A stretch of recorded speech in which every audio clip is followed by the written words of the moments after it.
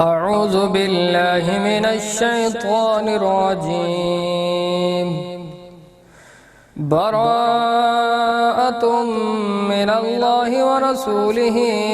إلى الذين عاهدتم من المشركين فسيحوا في الأرض 4 أشهر واعلموا أنكم غير معجز الله وأن الله مخزي الكافرين. وأذان من الله ورسوله إلى الناس يوم الحج الأكبر أن الله بريء من المشركين ورسوله فإن تبتم فهو خير لكم وإن توليتم فاعلموا أنكم غير معجز الله وبشر الذين كفروا بعذاب أليم. إلا الذين عاهدتم من المشركين ثم لم ينقصوكم شيئا ولم يظاهروا عليكم أحدا فأتموا إليهم عهدهم إلى مدتهم إن الله يحب المتقين. فإذا سلخ الأشهر الحرم فاقتلوا المشركين حيث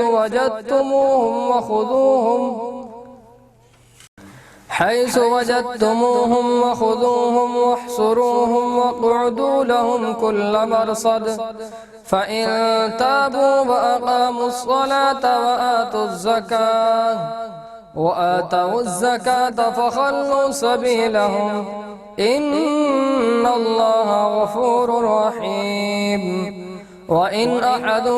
من المشركين استجارك فأجره حتى يسمع كلام الله ثم أبلغه مأمنه ذلك بأنهم قوم لا يعلمون. كيف يكون للمشركين عهد عند الله وعند رسوله إلا الذين عاهدتم عند المسجد الحرام فما استقاموا لكم فاستقيموا لهم إن الله يحب المتقين.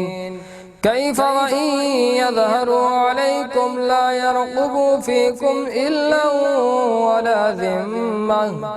يرضونكم بأفواههم وتأبى قلوبهم وأكثرهم فاسقون. اشتروا بآيات الله ثمنا قليلا فصدوا عن سبيله إنهم ساء ما كانوا يعملون. لا يرقبون في مؤمن إلا ولا ذمة وأولئك هم المعتدون. فإن تابوا وأقاموا الصلاة وآتوا الزكاة فإخوانكم في الدين ونفصل الآيات لقوم يعلمون. وإن نكثوا أيمانهم من بعد عهدهم وطعنوا في دينكم فقاتلوا أئمة الكفر إنهم لا أيمان لهم لعلهم ينتهون. ألا تقاتلون قوما نكثوا أيمانهم وهموا بإخراج الرسول وهم بدؤوكم أول مرة أتخشونهم فالله أحق أن تخشوه إن كنتم مؤمنين. قاتلوهم يعذبهم الله بأيديكم ويخزهم وينصركم عليهم ويشفي صدور قوم مؤمنين ويذهب غيظ قلوبهم ويتوب الله على من يشاء والله عليم حكيم. أم حسبتم أن تتركوا ولما يعلم الله الذين جاهدوا منكم ولم يتخذوا من دون الله ولا رسوله ولا المؤمنين وليجة والله خبير بما تعملون. ما كان للمشركين أن يعمروا مساجد الله شاهدين على أنفسهم بالكفر أولئك حبطت أعمالهم وفي النار هم خالدون. إنما يأمر مساجد الله من آمن بالله واليوم الآخر وأقام الصلاة وآتى الزكاة ولم يخش إلا الله فعسى أولئك أن يكونوا من المهتدين. أجعلتم سقاية الحاج وعمارة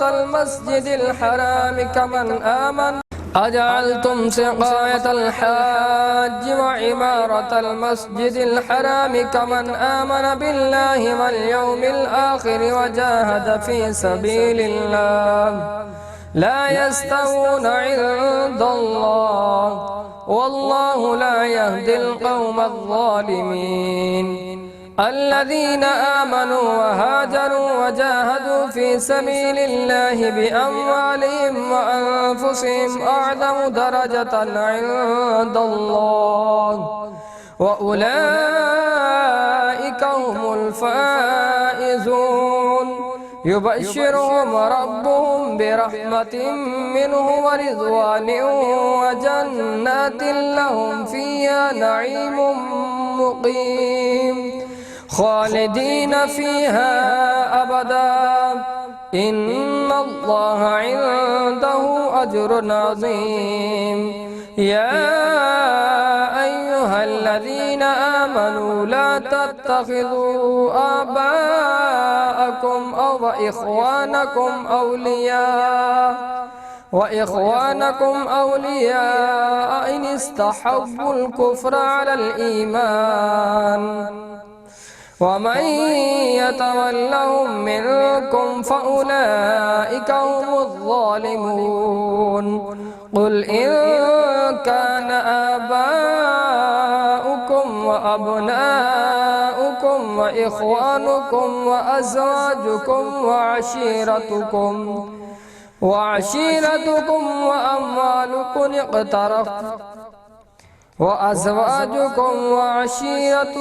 وأموال اقترفتموها وتجارة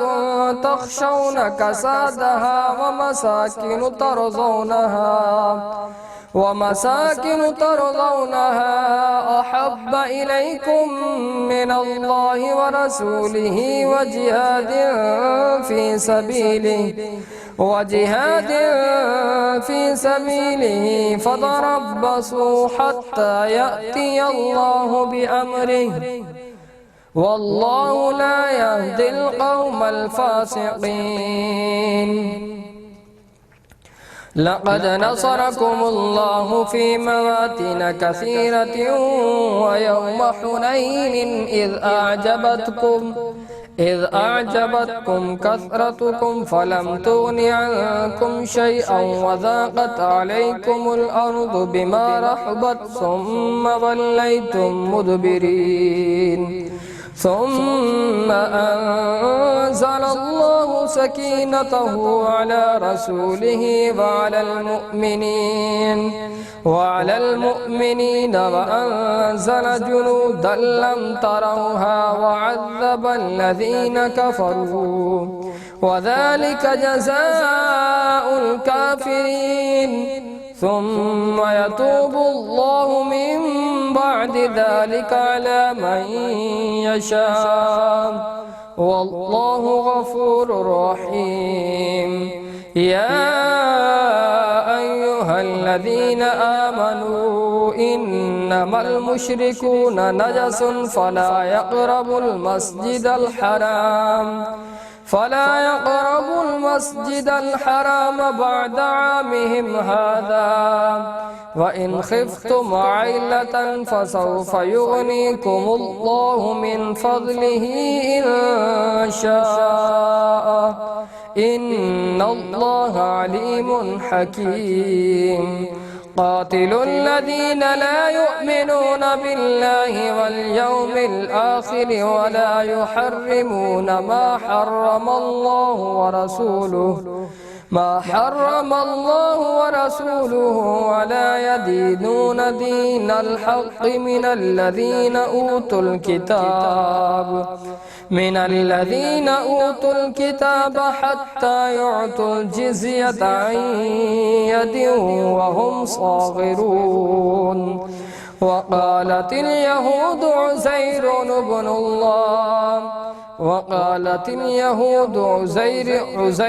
ابن الله وقالت النصارى المسيح ابن الله ذلك قولهم بأفواههم يضاهئون قول الذين كفروا من قبل قاتلهم الله أنى يؤفكون اتخذوا أحبارهم ورهبانهم أربابا من دون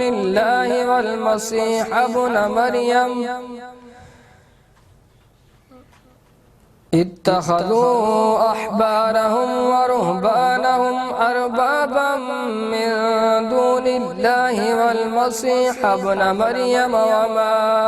أمروا إلا ليعبدوا إلها واحدا لا إله إلا هو سبحانه عما يشركون يريدون أن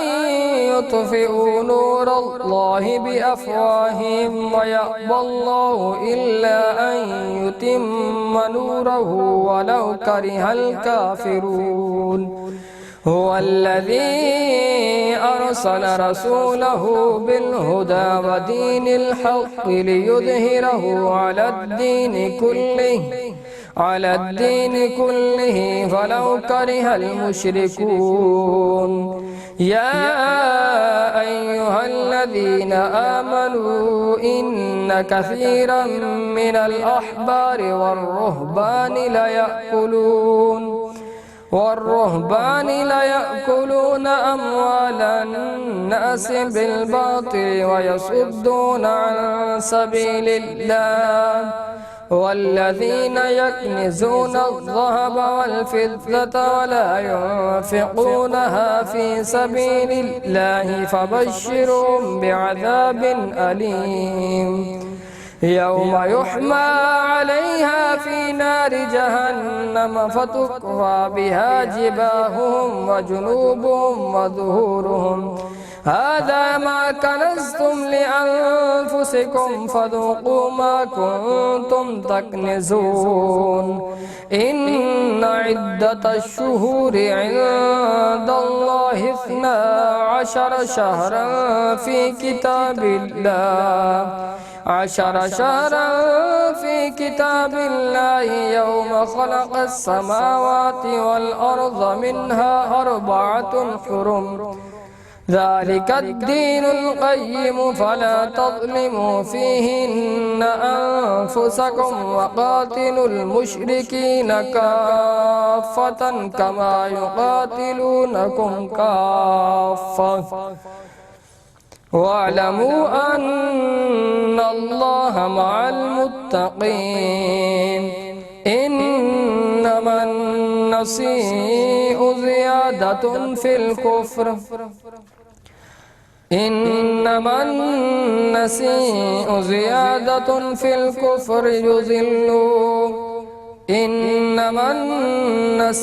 زيادة في الكفر يضل به الذين كفروا يحلونه عاما ويحرمونه عاما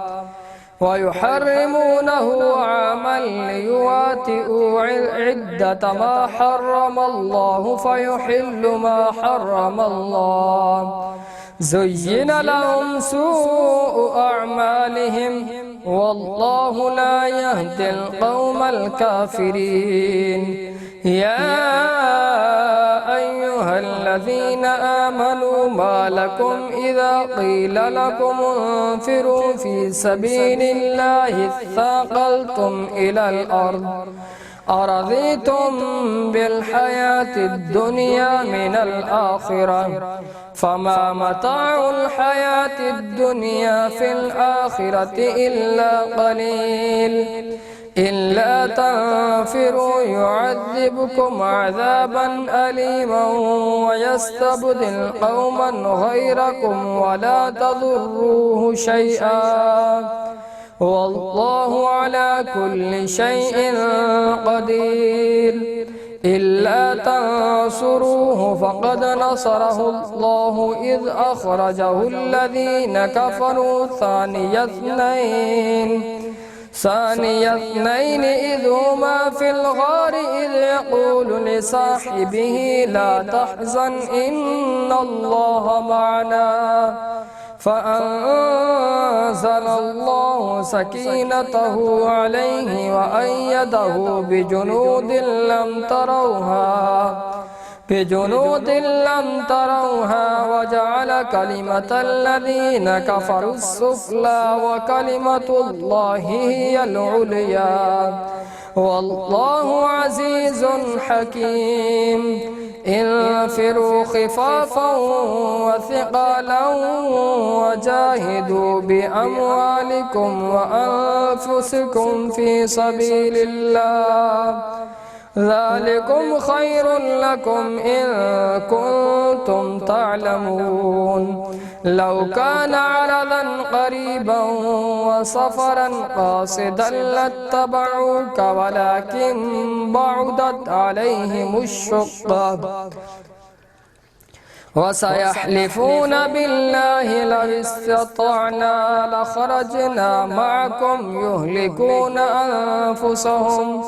والله يعلم إنهم لكاذبون. عفى الله عنك لما أذنت لهم حتى يتبين لك الذين صدقوا وتعلم الكاذبين. لا يستأذنك الذين يؤمنون بالله واليوم الآخر أن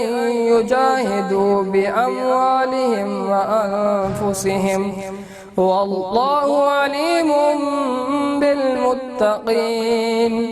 إنما يستأذنك الذين لا يؤمنون بالله واليوم الآخر وارتابت قلوبهم فهم في ريبهم يترددون.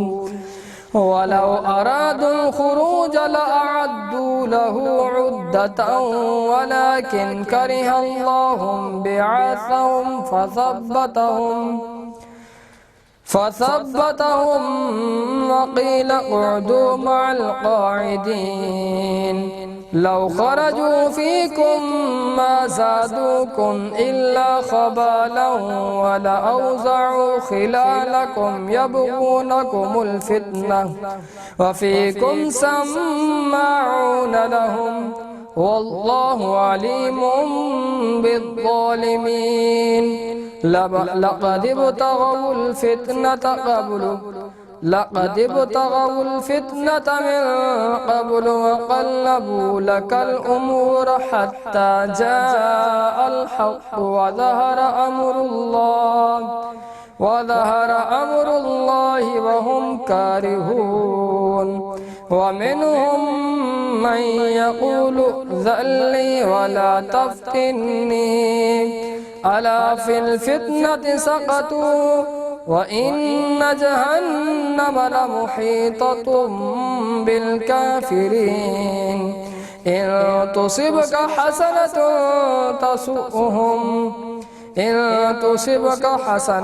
تسؤهم وإن تصبك مصيبة يقولوا قد أخذنا أمرنا من قبل ويتولوا وهم فرحون. قل لن يصيبنا إلا ما كتب الله لنا هو مولانا وعلى الله فليتوكل المؤمنون قل هل تربصون بنا إلا إحدى الحسنيين ونحن نتربص بكم أن يصيبكم الله بعذاب من عنده أو بأيدينا فتربصوا إنا معكم متربصون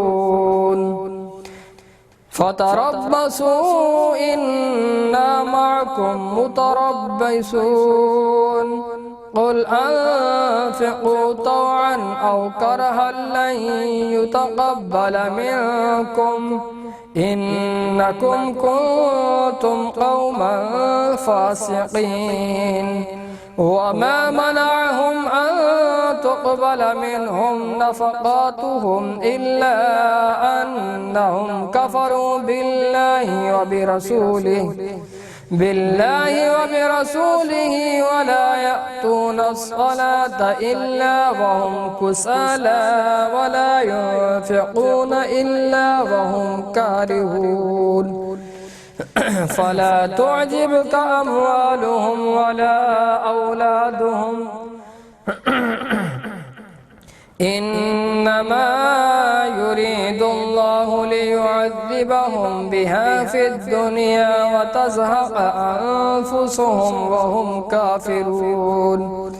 ويحلفون بالله إنهم لمنكم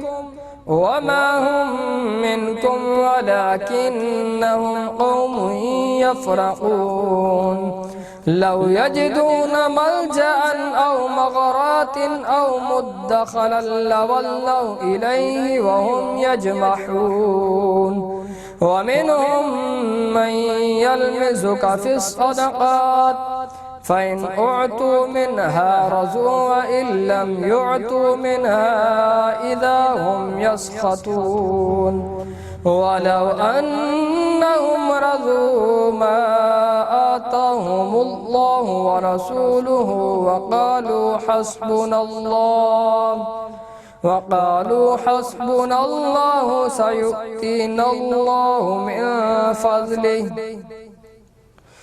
سيؤتينا الله من فضله ورسوله إنا إلى الله راغبون إنما الصدقات للفقراء والمساكين والعاملين عليها والمؤلفة قلوبهم وفي الرقاب والغارمين وفي سبيل الله وابن السبيل فريضة من الله والله عليم حكيم ومنهم الذين يؤذون النبيين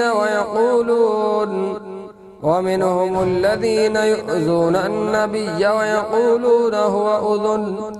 قل أذن خير لكم يؤمن بالله ويؤمن للمؤمنين ورحمة للذين آمنوا منكم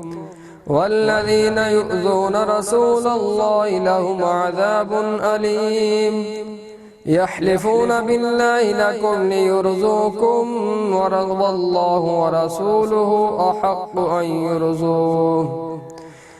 والله ورسوله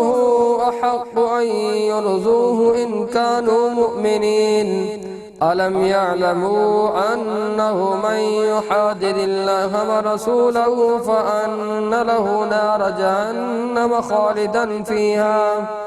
ذلك الخزي العظيم يحذر المنافقون أن تنزل عليهم سورة تنبئهم بما في قلوبهم قل استهزئوا إن الله مخرج ما تحذرون ولئن سألتهم ليقولن إنما كنا نخوض ونلعب قل أبالله وآياته ورسوله كنتم تستهزئون لا تعتذروا قد كفرتم بعد إيمانكم إن نعف عن طائفة منكم نعذب طائفة بأنهم كانوا مجرمين المنافقون والمنافقات بعضهم من بعض يأمرون بالمنكر وينهون عن المعروف ويقبضون أيديهم نسوا الله فنسيهم إن المنافقين هم الفاسقون وعد الله المنافقين والمنافقات والكفار نار جهنم خالدين فيها هي حسبهم ولعنهم الله ولهم عذاب مقيم كالذين من قبلكم كانوا أشد منكم قوة وأكثر أموالا وأولادا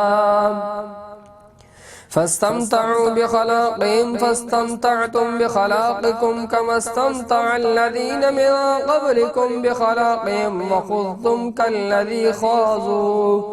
أولئك حبطت أعمالهم في الدنيا والآخرة وأولئك هم الخاسرون ألم يأتهم نبأ الذين من قبلهم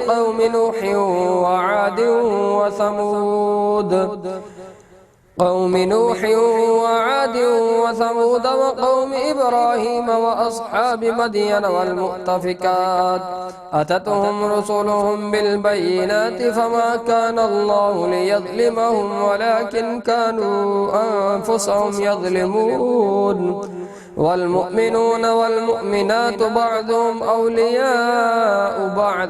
يأمرون بالمعروف وينهون عن المنكر ويقيمون الصلاة ويؤتون الزكاة ويطيعون الله ورسوله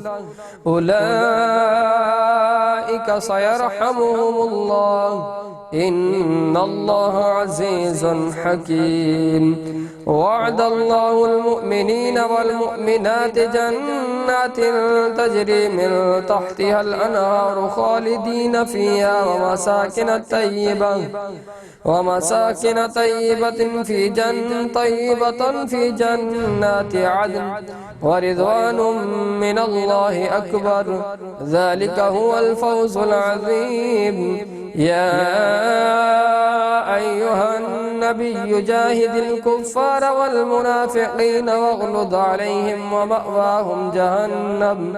وبئس المصير يحلفون بالله ما قالوا ولقد كانوا كلمة الكفر وكفروا بعد إسلامهم وهموا بما لم ينالوا وما نقموا إلا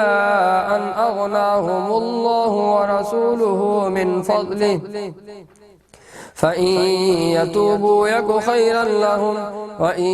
يتولوا يعذبهم الله عذابا أليما في الدنيا والآخرة وما لهم في الأرض من ولي ولا نصير ومنهم من عهد الله لئن آتانا من فضله لنصدقن ولنكونن من الصالحين فلما آتاهم من فضله بخلوا به وتولوا وهم معرضون فأعقبهم نفاقا في قلوبهم إلى يوم يلقونه بما أخلفوا الله ما وعده وبما كانوا يكذبون ألم يعلموا أن الله يعلم سرهم ونجواهم وأن الله علام الغيوب الذين يلمزون المتطوعين من المؤمنين في الصدقات والذين لا يجدون إلا جهدهم فيسخرون منهم سخر الله منهم ولهم عذاب أليم استغفر لهم أو لا تستغفر لهم إن تستغفر لهم 70 مرة فلن يغفر الله لهم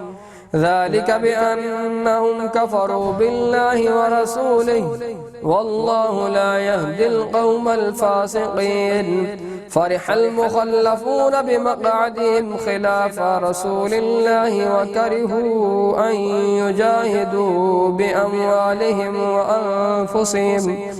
بأموالهم وأنفسهم في سبيل الله وقالوا لا تنفروا في الحر قل نار جهنم أشد حرا لو كانوا يفقهون فليضحكوا قليلا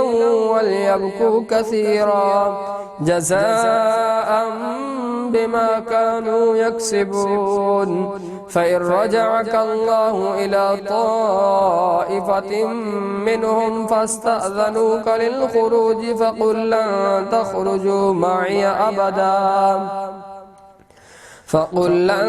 تخرجوا معي أبدا ولن تقاتلوا معي عدوا إنكم رضيتم بالقعود أول مرة فاقعدوا مع الخالفين ولا تصل على أحد منهم مات أبدا ولا تقم على قبره إنهم كفروا بالله ورسوله وماتوا وهم فاسقون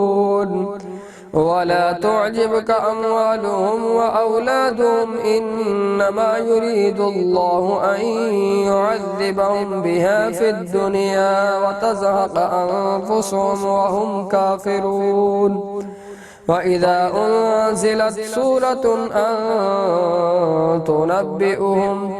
وإذا أنزلت سورة أن آمنوا بالله وجاهدوا مع رسوله استأذنك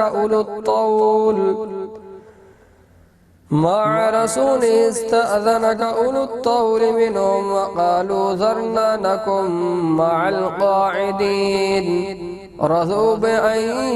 يكونوا مع الخوالف وطبع على قلوبهم فهم لا يفقهون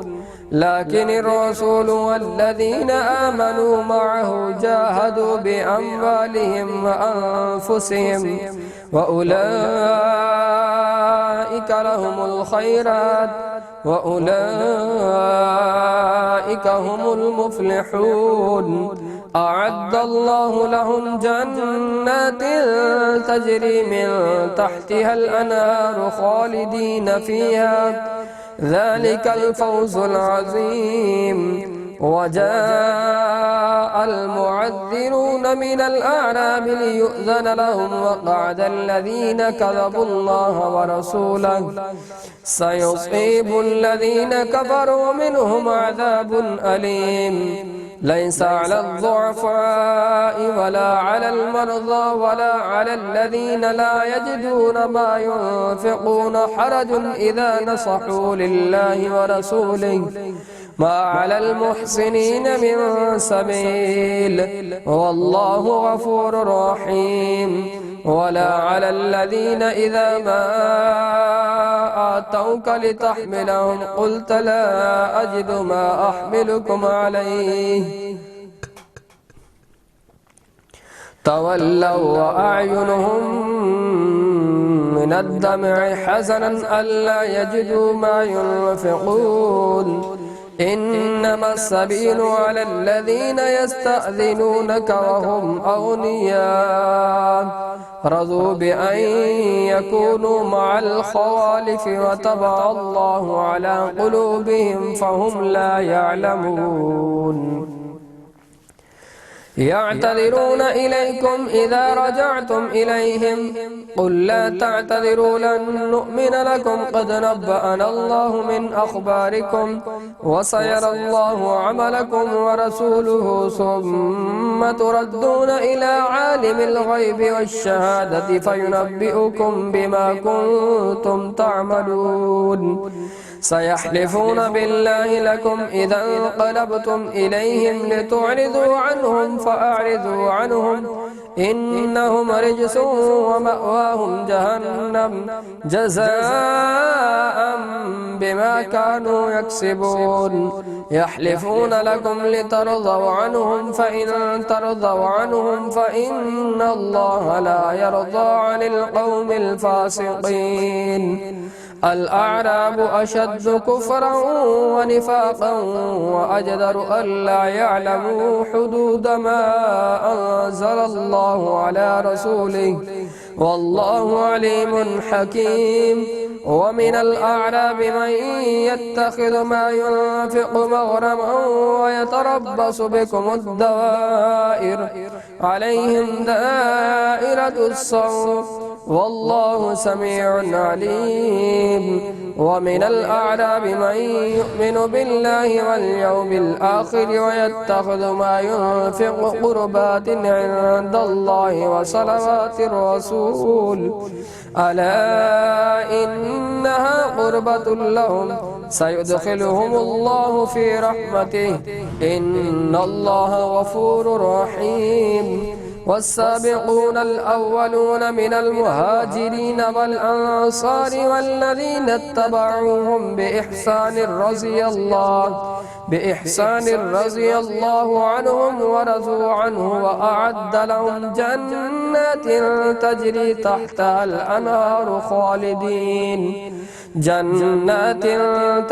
تحتها الأنهار خالدين فيها أبدا ذلك الفوز العظيم.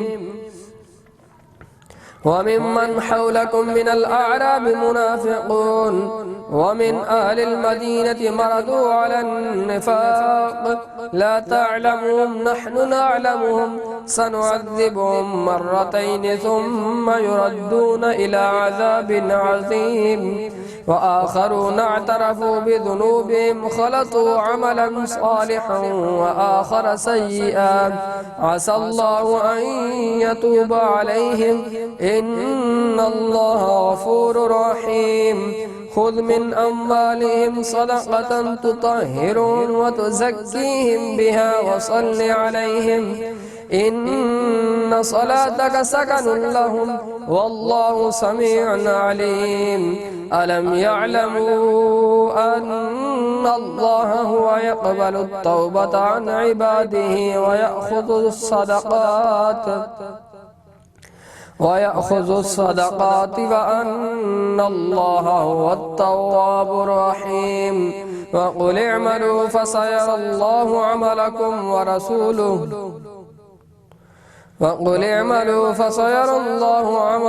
ورسوله والمؤمنون وستردون إلى عالم الغيب والشهادة فينبئكم بما كنتم تعملون. وآخرون مرجون لأمر الله إما يعذبهم وإما يتوب عليهم والله عليم حكيم. والذين اتخذوا مسجدا ضرارا وكفرا وتفريقا بين المؤمنين وإرصادا لمن حارب الله ورسوله من قبل وليحلفن إن أردنا إلا الحسنى والله يشهد إنهم لكاذبون. لا تقم فيه أبدا لمسجد أسس على التقوى من أول يوم أحق أن تقوم فيه رجال يحبون أن يتطهروا والله يحب المطهرين. أفمن أسس بنيانه على تقوى من الله ورضوان خير أم من أسس بنيانه على شفا جرف هار فانهار به في نار جهنم والله لا يهدي القوم الظالمين. لا يزال بنيانهم الذي بنوا ريبة في قلوبهم إلا أن تقطع قلوبهم والله عليم حكيم. إن الله اشترى من المؤمنين أنفسهم وأموالهم بأن لهم الجنة يقاتلون في سبيل الله فيقتلون ويقتلون وعدا عليه حقا في التوراة والإنجيل والقرآن ومن أوفى بعهده من الله فاستبشروا ببيعكم الذي بايعتم به وذلك هو الفوز العظيم. التائبون العابدون الحامدون السائحون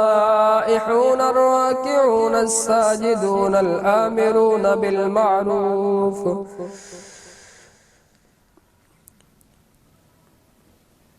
التائبون العابدون الحامدون السائحون الراكعون الساجدون الآمرون بالمعروف والناهون عن المنكر والحافظون لحدود الله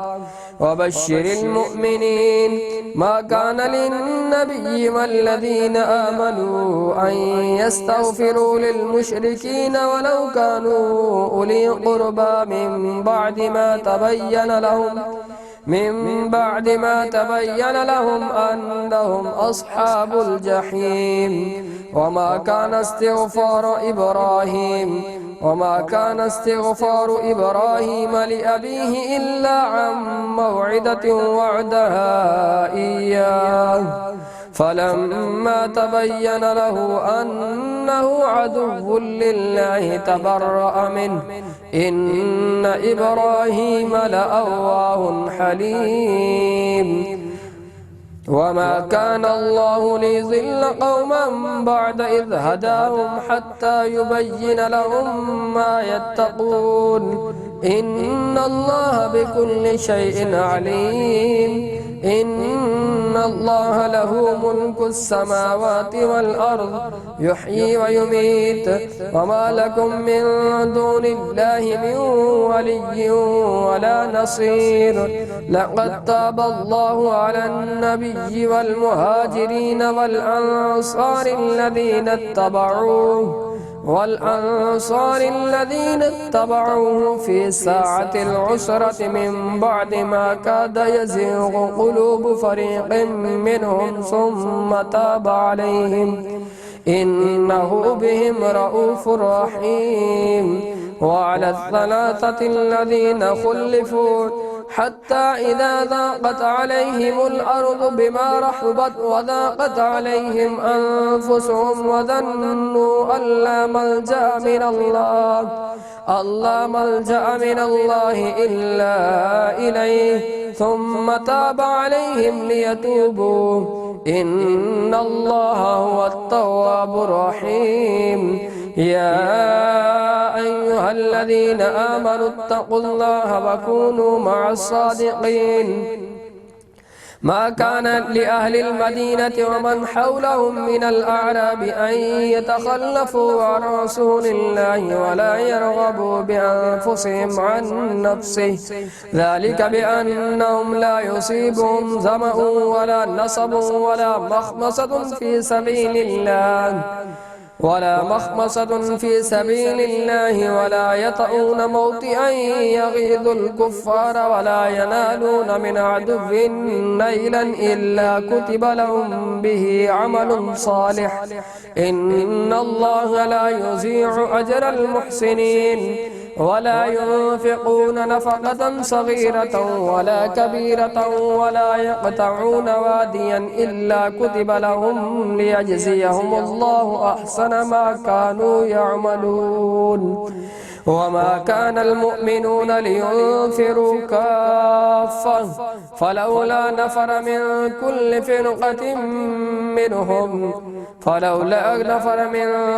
فرقة منهم طائفة ليتفقهوا في الدين ولينذروا قومهم إذا رجعوا إليهم لعلهم يحذرون.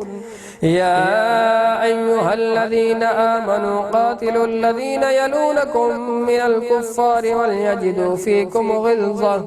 واعلموا أن الله مع المتقين وإذا ما أنزلت سورة فمنهم من يقول أيكم زادته هذه إيمانا فأما الذين آمنوا فزادتهم إيمانا وهم يستبشرون وأما الذين في قلوبهم مرض فزادتهم رجسا إلى رجسهم وماتوا وهم كافرون أولا يرون أنهم يفتنون في كل عام مرة أو مرتين ثم لا يتوبون ولا هم يذكرون وإذا ما أنزلت سورة نظر بعضهم إلى بعض هل يراكم من أحد ثم انصرفوا صرف الله قلوبهم بأنهم قوم لا يفقهون لقد جاءكم رسول من أنفسكم عزيز عليه ما عنتم حريص عليكم بالمؤمنين رؤوف رحيم فإن تولوا فقل حسبي الله لا إله إلا هو عليه توكلت وهو رب العرش العظيم صدق الله العظيم.